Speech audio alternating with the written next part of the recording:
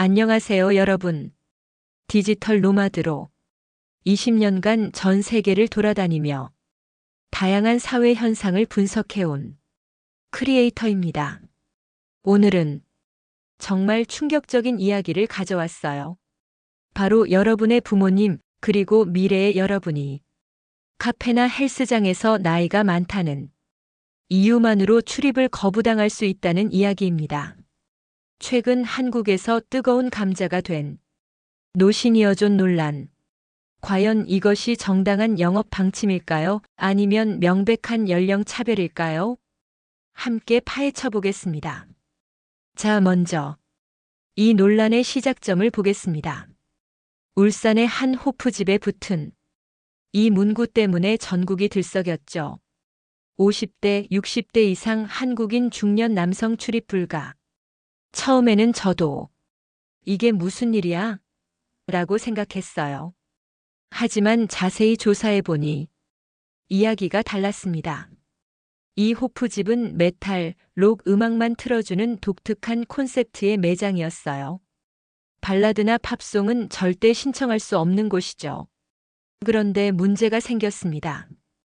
일부 중년 손님들이 이명웅 노래를 틀어달라고 요구하며 사장과 실랑이를 벌인 거예요. 한 단골 손님의 증언을 들어보세요. 여기 사장님은 헤비메탈의 진심인 분이에요.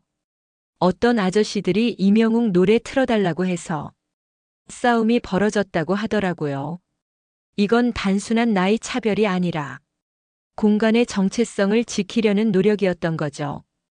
20년간 전 세계 다양한 문화 공간을 경험해본 제가 보기에도 각 공간만의 독특한 컨셉을 유지하려는 것은 충분히 이해할 만합니다. 하지만 문제는 이것이 시작이었다는 점이에요. 울산 호프집 사건 이후 노시니어존은 전국으로 확산되기 시작했습니다. 그리고 그 이유들은 점점 더 다양해졌어요. 제주의 한 카페에서는 60세 이상 출입을 제한하는 노시니어존 스티커를 붙였는데 그 이유가 충격적이었습니다. 해당 카페의 단골 손님이 밝힌 진실을 들어보세요.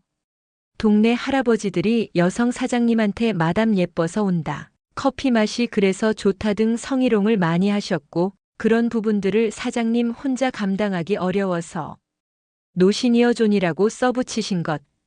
더 놀라운 것은 이런 현상이 카페에서만 그치지 않는다는 점입니다. 헬스장에서는 어떨까요? 만 68세 어씨는 5년간 하루 입장권으로 헬스장을 이용해 왔어요. 올해 1월 300만 원을 내고 1년 회원권을 신청했는데 65세 이상이라는 이유로 거절당했습니다. 수영장에서는 더 극단적인 상황이 벌어졌어요. 충북 제천의 공공 수영장에서는 이런 민원이 제기됐습니다. 샤워도 하지 않고 그냥 들어가는 남자 어르신들, 어떤 어르신은 샤워하면서 소변을 보더라. 공공시설까지 노시니어존 논란이 번지고 있어요. 이건 정말 심각한 상황입니다.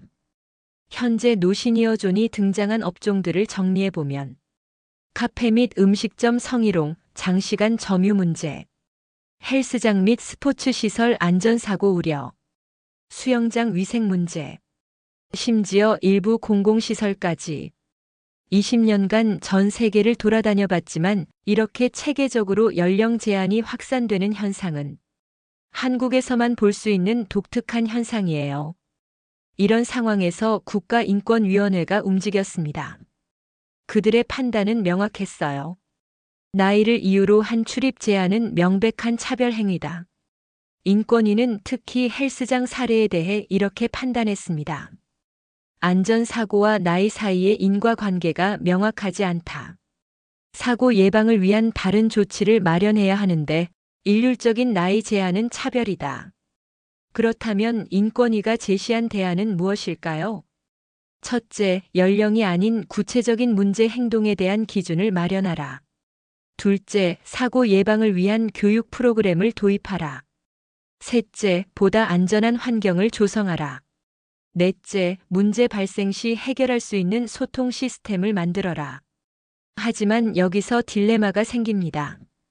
자영업자들은 영업을 위한 어쩔 수 없는 제한이라고 주장하고 있거든요.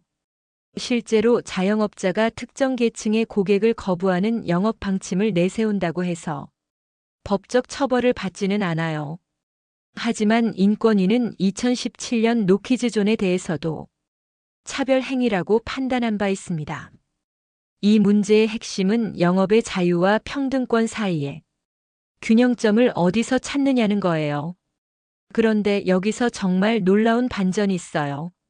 노시니어존으로 배제당하고 있는 바로 그 시니어들이 사실은 엄청난 경제력을 가진 새로운 소비 주체로 떠오르고 있다는 사실입니다.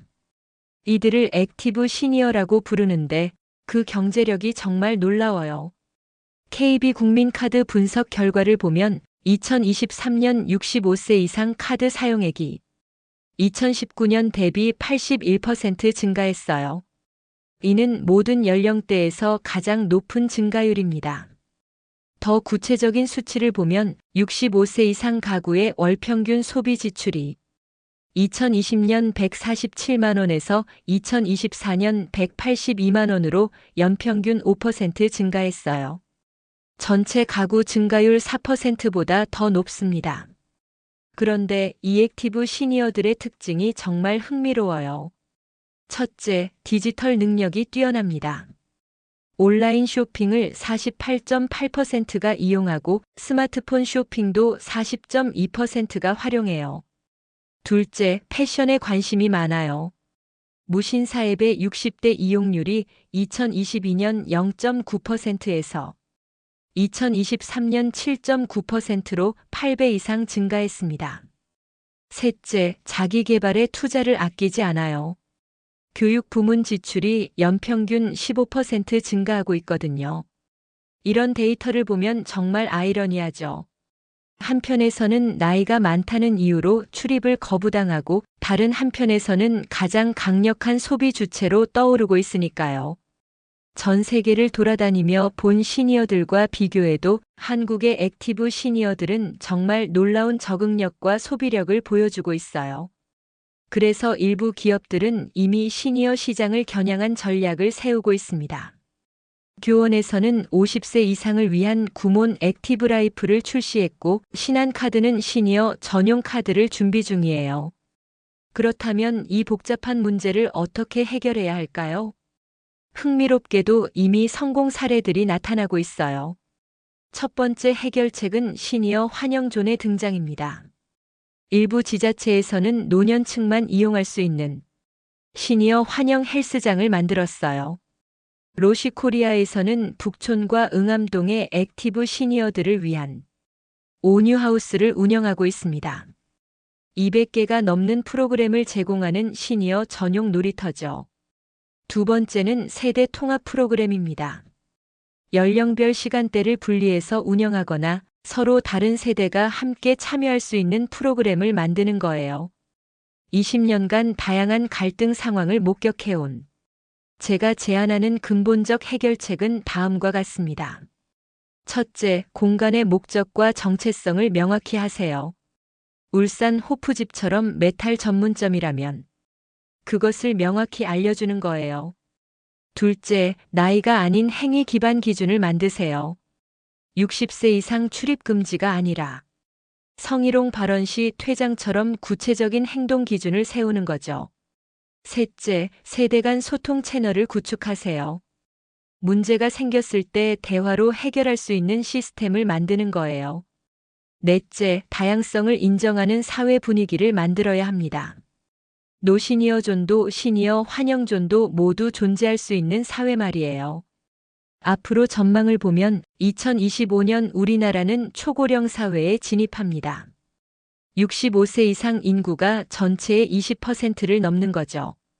전문가들은 액티브 시니어의 시장 존재감이 더욱 커질 것이라고 전망하고 있어요. 이들은 젊은 층에 결코 뒤지지 않는 소비력을 가지고 있거든요. 여러분, 오늘 노시니어존 논란을 깊이 들여다보니까 단순한 연령 차별 문제를 넘어서는 더 복잡한 사회 갈등의 단면을 볼 수 있었어요. 한 네티즌이 우리나라처럼 혐오를 당당하게 하는 나라도 없을 것이라고 말했지만 동시에 변화하는 시니어 세대의 놀라운 적응력도 목격할 수 있었죠. 제가 전 세계를 돌아다니며 확신하게 된 것은 다양성이 공존하는 사회가 가장 건강한 사회라는 점입니다. 노시니어존도 시니어 환영존도 모두 필요할 수 있어요. 중요한 것은 서로를 이해하고 배려하는 마음가짐이죠. 앞으로 초고령 사회를 맞이하게 될 우리나라가 이 갈등을 어떻게 지혜롭게 해결해 나갈지 계속 지켜보며 함께 해답을 찾아가고 싶습니다. 여러분은 어떤 사회를 꿈꾸시나요? 댓글로 여러분의 생각을 들려주세요. 세대 간 이해의 첫걸음은 서로의 이야기를 듣는 것부터 시작됩니다. 구독과 좋아요, 그리고 알림 설정도 잊지 마세요. 다음 영상에서 또 만나요.